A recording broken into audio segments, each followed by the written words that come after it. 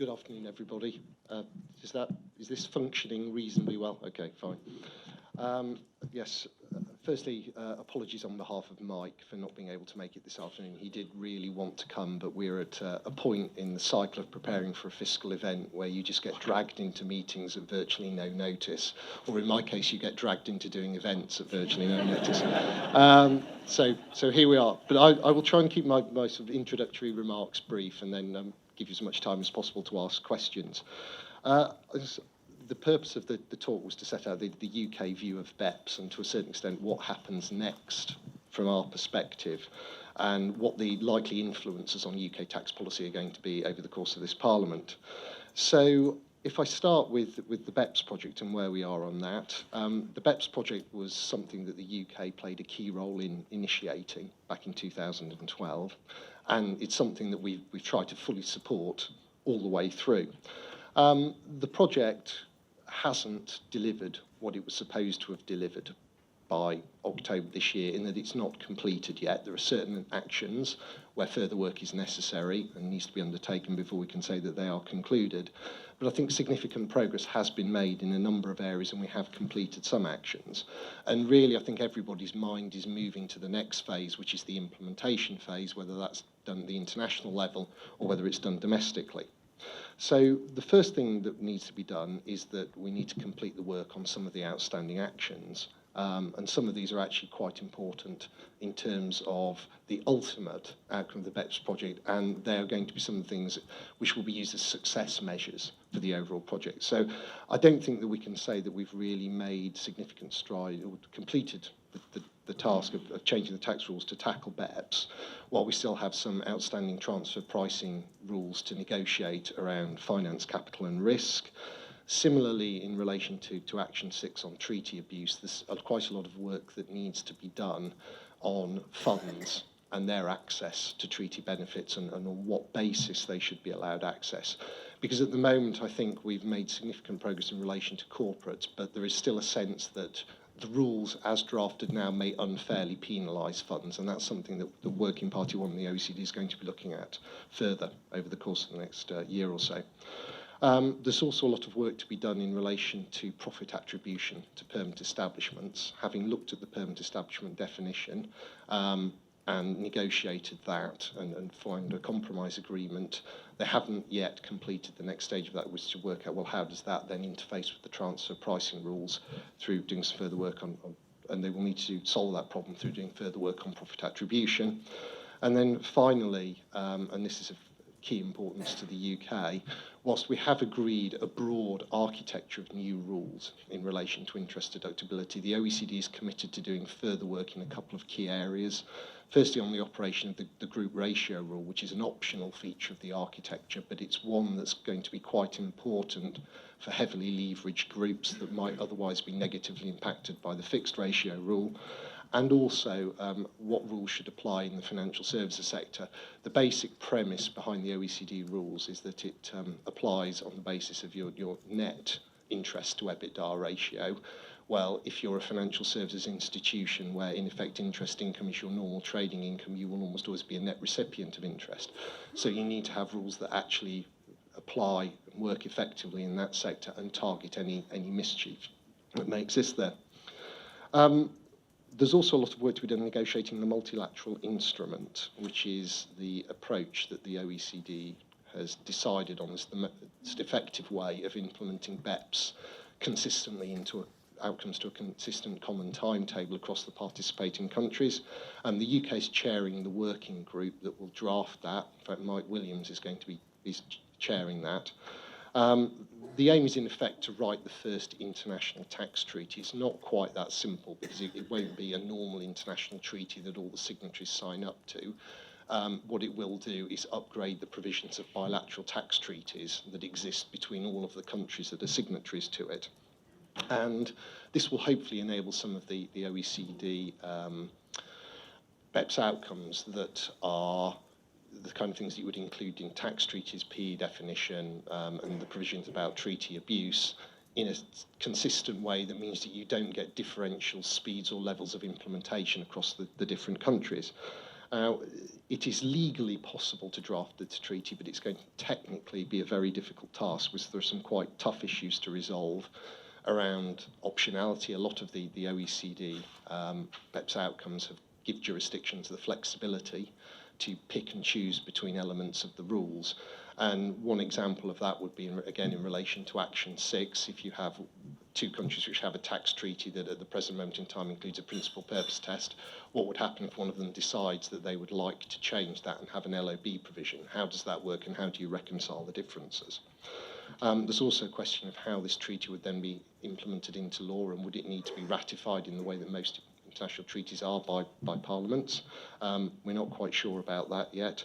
And then there's a lot of work to be done on the dispute resolution aspects of this, which is an area where I think it's fair to say we've been disappointed by the level of progress made, but at least we've created an architecture that hopefully in the future will have more countries sign up to it, and we've got an approach going forwards that will ultimately be included in more tax treaties between countries. And then the OECD has also got to agree a framework for implementation and look at how it can use that to draw more countries into adopting some of the tax rules that have been agreed. In terms of what we're doing in the UK, we've already taken action in relation to two of the BEPS outcomes in terms of hybrid mismatches and introducing rules based on the OECD report that was published in 2014. That followed an extensive period of consultation. Similarly, we've legislated for the introduction of the country-by-country reporting template. The regulation has been published for consultation following, again, an initial period of consultation on the implementation of this. We hope that people think that the way in which we've chosen to try and implement the rules thus far is broadly a sensible one and has given people the opportunity to submit their views to us. And I think it's our intention to continue to do that in relation to some of the other BEPS actions when the time comes to implement them. The two that we're working on now are new rules around the patent box, which is the subject of a consultation. We intend to publish draft legislation and guidance on L-Day on the 9th of December for a technical consultation, and then we will have to try and, we will have to bring forward the new patent box rules for inclusion in Finance Bill 2016, because they have to be in place in the UK from the 1st of July next year. On interest deductibility, we're working to a different timetable.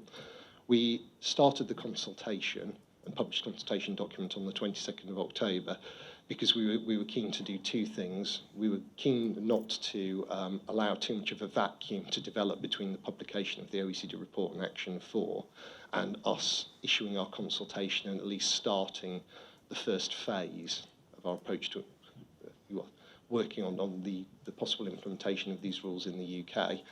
The reason for this was that we thought that absent acting quite quickly, there's a risk that people would assume that we had nefarious plans afoot for announcing rules at the autumn statement or something similar. I can promise you that that was never our intention to do that. But on the principle that nature does abhor a vacuum, we did get a sense there was a degree of speculation starting to emerge. But we also wanted to, and this is taking account of the fact that these rules, if we introduce them, would represent a major structural change to the UK tax system. And they would have some pretty fundamental implications, not only for that area of the tax rules, but for some related areas like losses. We wanted to get as full a picture as we could of what people thought of the design of the OECD rules and what the potential implications might be, and to identify those areas where we're likely to create economic problems or problems for particular types of companies, so that we can look to use some of the flexibilities that we're allowed to use within the framework of OECD rules in order to alleviate the pressures on companies. And in parallel, and this is probably something that none of you will have seen, but it's the subject of an enormous amount of work, we've been investing a lot of time and effort in looking at some of the administrative and information exchange arrangements that we have to put in place in HMRC, because one of the outcomes of BEPS, not a formal one where you've got a published document, but the implication of them is that there's going to be a much higher level of interaction between tax authorities. A lot more information is going to be produced and exchanged between them, and they're going to be sharing information to a level that they previously haven't done before. So this really will be a fundamental change in the way in which globally the tax rules are administered, and how tax authorities actually interface with each other. Just moving on to some of the other factors that I think will influence our approach to tax policy in this Parliament.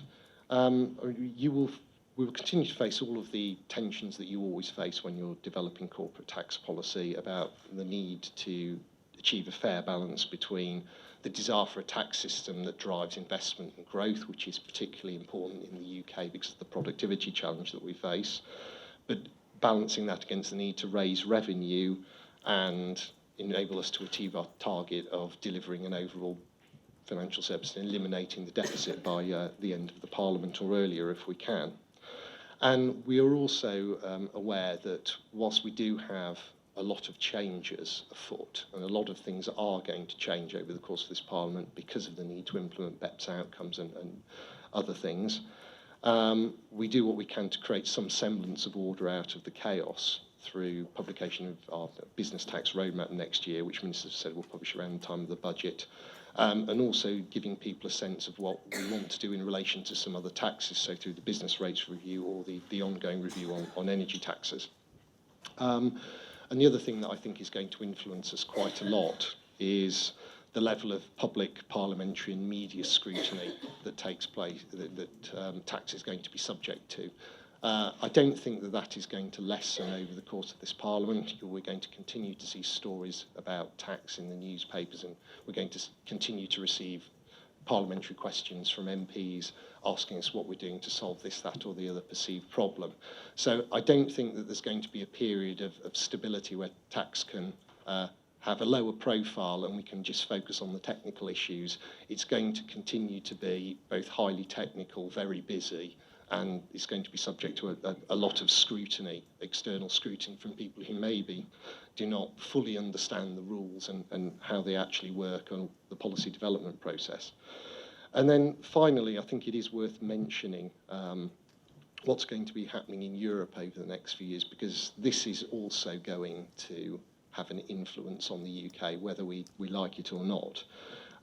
There is probably a stronger desire than there ever has been before for EU engagement in direct tax policy issues, even though this is a member state competence. This has been driven by a number of things, but really has coalesced out of the LuxLeaks scandal last year, because that obviously implicated the Commission President Juncker. It sparked a lot of interest in the European Parliament, and it also sparked a lot of comment from civil society organisations as well as companies about what was actually happening within the EU and whether we had reached a situation where you had introduced single market rules, but they had had the effect of encouraging greater competition between member states, but this competition was not necessarily being undertaken through fair, transparent and open means. It was actually being done on the basis of opaque tax rulings or policies that people weren't entirely clear about. And as such, there's been a great demand on the part of the European Parliament for activity on the part of the European Commission. The Commission has responded to that, whether it's been through the state aid investigations into 4 companies or through some of the Commission's own policy publications, where you had the tax transparency package in March, which has already led to one outcome, which is an amendment to the Directive on Administrative Cooperation to increase, well, it was really tighten up the rules on information exchange about tax rulings between member states within the EU. It's gone a long way beyond what was agreed at the OECD in terms of the exchange of information about tax rulings. And it's also led to a debate about some single market directives and whether we need tougher provisions in things like the Interest and Royalties Directive or the Parent Subsidiary Directive to enable us to tackle BEPS effectively. Then in June we had the publication of the Commission Action Plan with the relaunch of the Common Consolidated Corporate Tax Base, and it also included various proposals to create Commission blacklists and have other forms of harmonised tax rules within the EU. And the first tangible output of that really, I think, is likely to be a proposed anti-BEPS directive. We're not quite sure when that is going to be published, and we're not quite sure what is going to be included within it. But it is going to be a legislative initiative that the Commission try to bring forward and then make the Member States sign up to at probably early next year, with the intention of coming up with a coherent EU response to BEPS. We're also expecting the publication of an impact assessment on public country-by-country reporting, probably around the end of Q1 next year, although that's subject to what DG Financial Markets decides. They've consulted on it recently and received quite a lot of responses. It will be interesting to see what they ultimately recommend, but my sense is that based on where the centre of gravity is within European politics, it's quite likely that a proposal will come forward for a form of public country-by-country reporting. The big question is who is it going to apply to and how many companies will be subject to the rules. You're also, I think, going to see a big focus on strengthening some of the EU's own governance arrangements when it comes to direct tax, and particularly the scrutiny arrangements that enable member states to keep an eye on what each other is doing and monitor whether or not people are engaging in harmful tax competition or they're making use of harmful tax practices or regimes in order to distort the single market. And I think there is going to be a lot of pressure over the course of 2016 to introduce some meaningful reforms to the operation of things like the Code of Conduct Group, which within the EU forms performs some sort of function to the Forum on Harmful Tax Practices within the OECD, which is where you have to submit your tax regimes for the scrutiny of your peers. And you might see that that's taking a tougher and more assertive stance. And then there is always the possibility that further state aid investigations will be open, because the Commission has requested quite a lot of information from all of the member states, and they are continuing to probe and ask questions about various administrative practices. So it's certainly not beyond the bounds of possibility that the number of state inquiries will increase from 4. So just to sum up, and then I'm more than happy to answer questions. We're entering a very challenging period over the next 5 years, not just and this is not just in the UK, it's going to be across the EU, it's going to be across the world, certainly amongst those countries that have been participants in the BEPS project, which are the largest trading economies and the ones where you see the highest level of economic activity and the largest number of multinational enterprises. There are a lot of difficult technical and administrative challenges that we're going to need to overcome in a relatively short space of time. That in itself poses a real challenge for us as the Treasury and for HMRC as the tax authority in the UK to make sure that we've got sufficient resources devoted to this and we're actually able to bring forward measures that are well designed, developed on the basis of fair and effective consultation with external stakeholders, and that we give people sufficient opportunity to comment on the actual detail of the proposals when they're formed. And we're going to need to do all of this at a time when tax policy and tax administration is subject to an ever higher level of scrutiny. So it's going to be a difficult period over the next 5 years, but it's probably going to be an interesting one. When I started this job 3 years ago, someone told me that this was the most interesting time to work in direct tax for 30 years. But I have a feeling I might be able to say the same thing to my successor.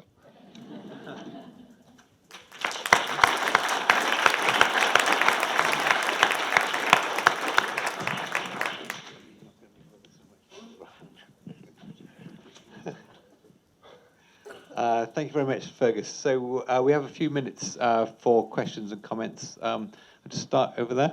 Yeah. I wanted to congratulate the organisers on having everybody present more or less in alphabetical order. And I was about to sympathise with Mike Williams about having the same last name as me.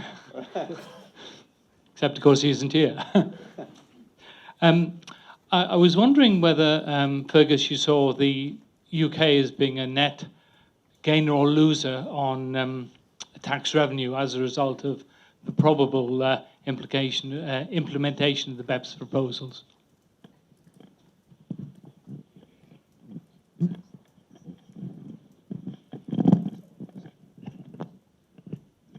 I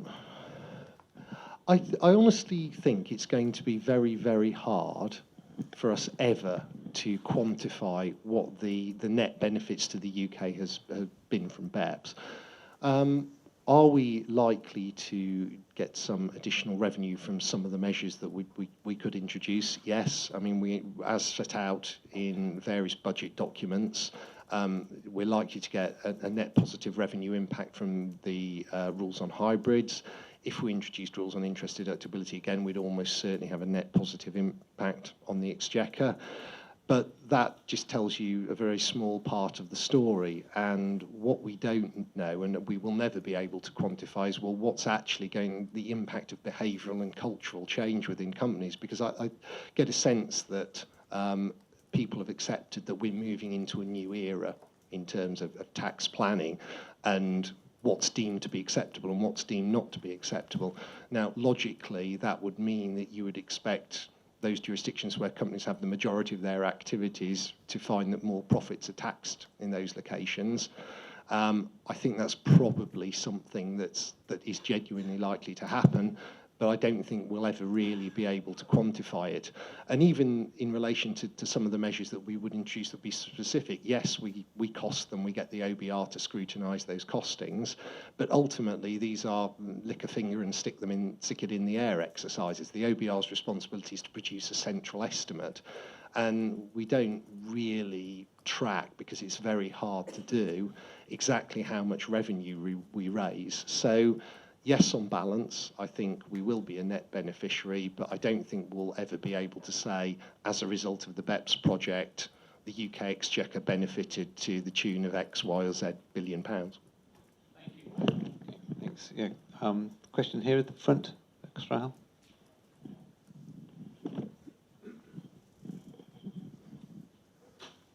It's Gary Richards. Congratulations on picking up quite a difficult baton. I'm afraid my question is not expecting you to comment purely from a UK perspective, and probably not name names either, but the proposal for something coming out of the Commission in 2016 on an anti-BEPS proposal, and yet you've alluded to, quite correctly, tax sovereignty. You can see why there was a challenge made to the financial transaction tax proposals at a legal level as to whether actually it was necessary under the rules given for bringing in that. I was wondering if you thought other member states, I didn't ask about the UK, other member states might have views about whether it was appropriate to challenge the idea of bringing in an anti-BEPS proposal, given there's quite a lot of activity going on at the moment.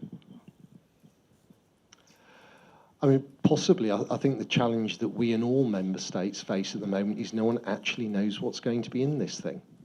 And I can see some areas where you could make a case for saying that it would be sensible to implement BEPS outcomes via EU law. So if you take something like hybrid mismatches, where there's an agreed consistent set of rules, in theory, there is no obstacle to introducing that into the EU via a directive. It would be straightforward. You have one set of rules, 21 of the member states have already signed up to them. You could turn that into a directive and then transpose it into domestic legislation. Fine, that wouldn't be a problem. But where you actually have some of the other recommendations, where you have a very high level of optionality allowed under OECD rules, I am struggling to see how you can possibly square the circle and agree at EU level a common and consistent set of rules that could be incorporated into a directive as hard law, when we've spent 2.5 years negotiating with a lot of the same people around the table and completely failed to reach agreement. And the level of disagreement between EU member states on a lot of these issues has been quite significant for entirely understandable reasons. So I'll defer answering your question until I've actually seen the content of the anti-BEPS directive. There's a question in the middle here.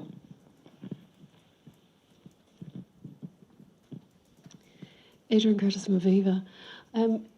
Fergus, thanks for that run-through of EU activity in relation to BEPS. And staying on that theme, perhaps the only direct tax instrument you didn't mention was the arbitration convention. Do you think realistically we are going to see effective arbitration within the EU in the next decade?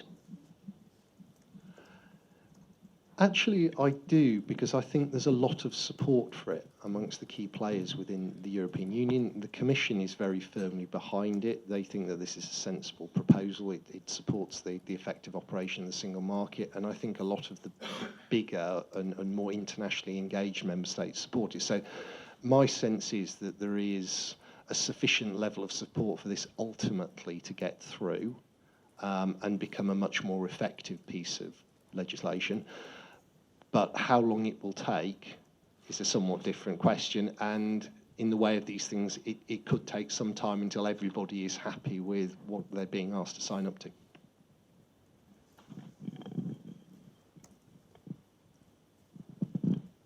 Okay, other questions or comments? Jennifer? Yeah. There's a microphone.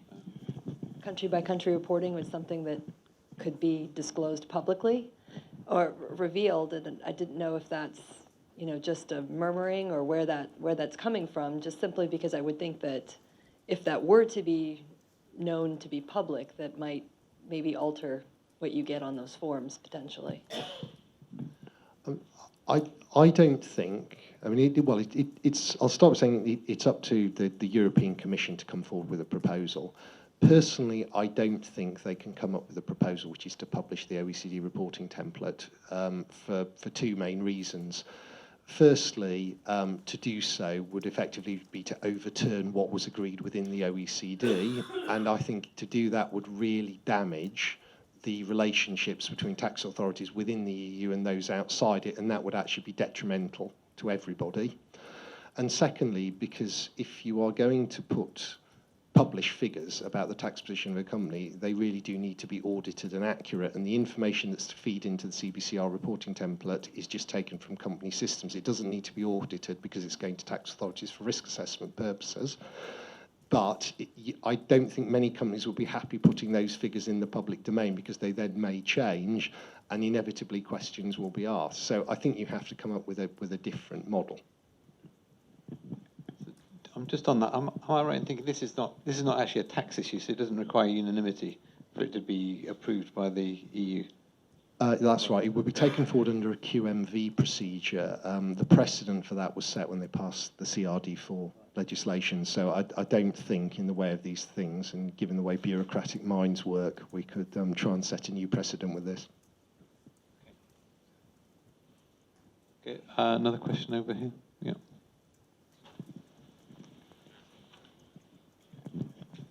Howell Williams, Education Partners, Cardiff.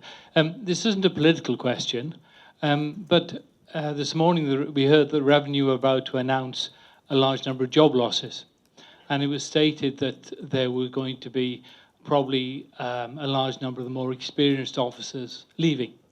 And I was wondering how that might impact on your attempts to put all these big changes through. As I said, not meant as a political question, but a practical one. Well, we are going through a spending review process at the moment across government. That has consequences for all spending departments and the Treasury. I mean, the Treasury is also, as an unprotected department, going to face a cut to its budget. And HMRC is not in a different position to any other organisation within Whitehall or any of the other agencies, public authorities, and then at a lower level down, local authorities and other bodies in the public sector. In order to achieve our deficit reduction targets and bring the public finances back into balance, unfortunately, there is a need for further budgetary cuts over the course of this Parliament, and this is one facet of that. Will it have an impact on operations? Well, it will in HMRC in the way it will in other public sector organisations as well. Unfortunately, that is inevitable. It's simply what happens.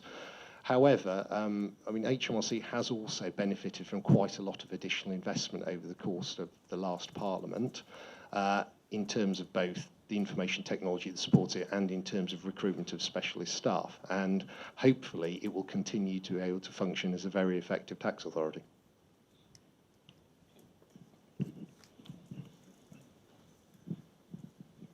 Hello.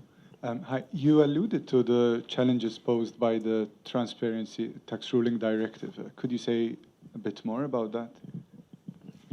Anything in particular? No, as in the definition of tax rulings is so broad, it makes you think that you must, exchange a really incredible amount of information. Is that posing a real challenge? Yes, it really will pose a challenge because not only all cross-border or rulings which potentially have cross-border implications that are issued in future will have to be exchanged, but there is a degree of retrospection included in the directive as well. So it will go back from the point at which it's introduced, which is the 1st of January 2017. Rulings that were issued after the 1st of January 2012 but still in force on the 1st of January 2014 will also have to be exchanged. So there is going to be an enormous amount of information, or summary information, at least initially, circulating between tax authorities within the EU. The decision is then going to have to be taken by those tax authorities as to whether they feel that it's of sufficient interest to them that they want to seek further information from the tax authority that issued the ruling or the clearance, as we would say in the UK.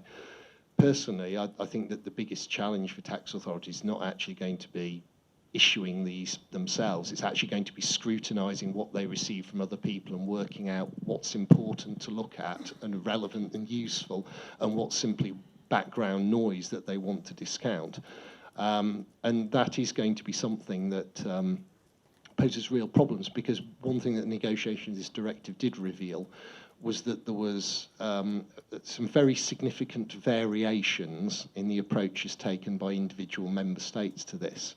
So within the UK, I think we have got generally pretty good and rigorous approaches to issuing clearances in most areas, certainly the major ones.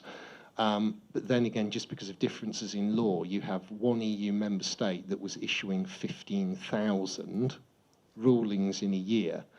And it turned out that this was because everything they did had to be formalised and written down, and it was a requirement that they did it. So whereas we would give people an informal risk assessment or comment in relation to an inquiry, and it wouldn't be binding, they were only actually allowed to provide what are in effect formal clearances. But the net result is that in this country you had an awful lot of these clearances issued to business, or which covered incredibly low risk transactions, the things that other tax authorities would not be interested in. So as well as getting used to the new information exchange provisions, I think some people are probably going to have to change what they do domestically, potentially quite significantly. Any last questions? Yeah, there's one. Not a question. Well, we'll allow a comment. I might call it comment. Okay. Shall I just speak? Yeah, there's one coming. No, I didn't know about the EU proposed directive on anti-BEPS, but what intrigued me was that it has got the word anti in it. You know, we talk about anti-avoidance, but ever since BEPS has started, everybody's just said BEPS. I've actually had to make an executive decision when I'm teaching my undergraduates to call it anti-BEPS because they didn't get it. They wrote essays that said how BEPS was really good, and when it was brought in, the world would be better, basically. Okay, now they are accounting students, not law students.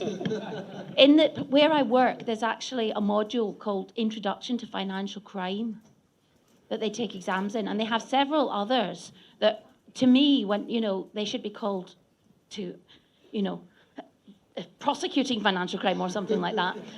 But all I wanted to say was you've actually kind of ticked a box in my head that was very unhappy, because someone at the EU actually has put the word anti in, which I think when it gets wider attention among the public could well do with being there, from my experience with students. And that's all I wanted to say. I know we all know what we mean, okay? This audience knows what it means, but it really is a point I actually was quite pleased when you just mentioned that that's what they're going to call it. Maybe it was the other nations that brought it in.